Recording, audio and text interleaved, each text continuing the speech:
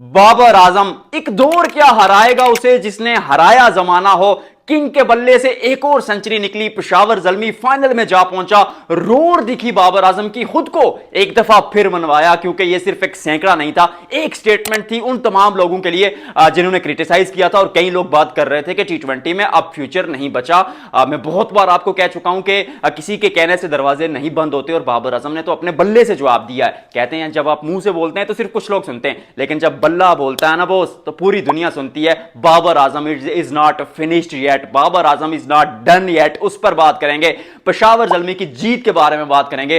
सुफियान मुकीम वो साए में छुप गए, यानी शैडो में छुप गए बाबर आजम की सेंचुरी और कुशाल मेंडिस की शानदार परफॉर्मेंस की बिना पर हम फैक्ट्स पर बात करते हैं। हम तो अप्रेज करेंगे क्योंकि सुफियान मुकीम पेशावर जल्मी की बॉलिंग का बोझ अपने कंधों पर उठाया। और सबसे बड़ी बात, 6.5 की इकोनॉमी से गेंदबाजी कर रहे हैं एक ऐसे टूर्नामेंट में जहां पर 200 यूं फटाक से बन जाता है बैटिंग पिचेस पर भी।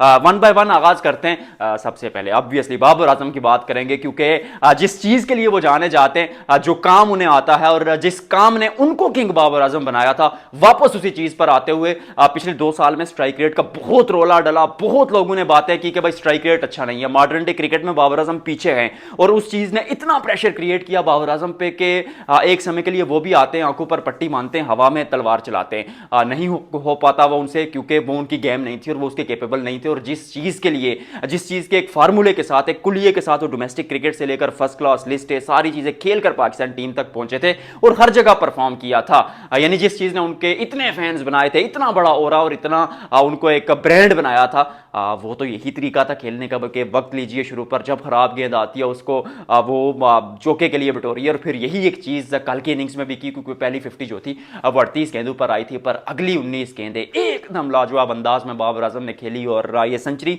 एक स्टेटमेंट थी कि he is not done yet. और सबसे बड़ी बात कि स्ट्राइक का रोटेशन भी आती है इस खिलाड़ी को, गैप्स में खेलना भी आता है और बड़े शॉट्स खेलना भी आता है। शादाब खान के खिलाफ एक ही ओवर में 2 छक्के लगाना भी आता है। तो छक्के भी मारता है, सिंगल डबल्स भी लेता है, मैच को फिनिश भी करता है, एंड तक लेकर जाता है। यही तो बाबर आजम था जिसे आप और मैं जानते थे। यही तो वो बाबर आजम था जिसने पाकिस्तान के लिए साल हा साल बहुत परफॉर्मेंस दी। और कहीं ना कहीं सच तो यह भी है कि जब वो परफॉर्मेंस नहीं दे रहा था पिछले 2 साल में, तो आपकी टीम बुरी तरह एक्सपोज हुई, आपके बल्लेबाजी। तो क्या फिर वो बाबर आजम के कंधों पर ही चल रही थी? लिसन, ओवर हाइप करने की जरूरत नहीं है। आई नो इट्स पीएसएल, यहां पर कंडीशंस एकदम अलग है। इंटरनेशनल क्रिकेट में कंडीशंस अलग थी, बिग बैश लीग में कंडीशंस अलग थी। तो ओवर हाइप नहीं करने का, लेकिन इनिंग लाजवाब थी यार, अप्रिशिएट करने का, क्योंकि लड़का अपना और हमसे ज्यादा किसको प्यारा है। वो तनकीद हम भी करते हैं, अप्रेज हम भी करते हैं, शादियाने हम भी बजाते हैं। क्रिकेट है, मतलब फैमिली है, इतनी चीजें तो चलती हैं। कुशाल मेंडिस की बात करेंगे, 500 से ऊपर उन्होंने भी रन्स बनाए।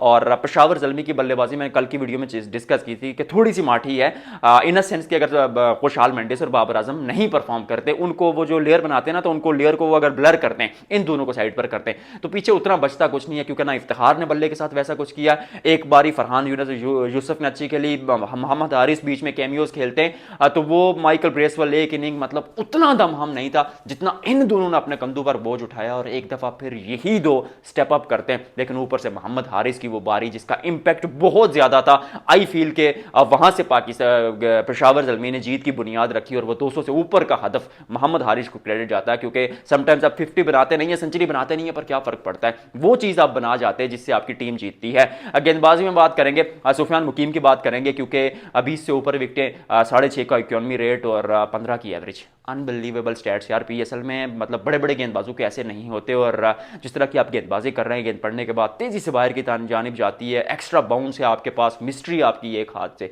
समझ किसी को आती नहीं है। पाकिस्तान टीम से क्यों दूर हैं? एक मिथ है, शायद ऑलराउंडर होते तो वर्ल्ड कप पूरा खेल जाते, एशिया कप पूरा खेल जाते, but that's how the life goes.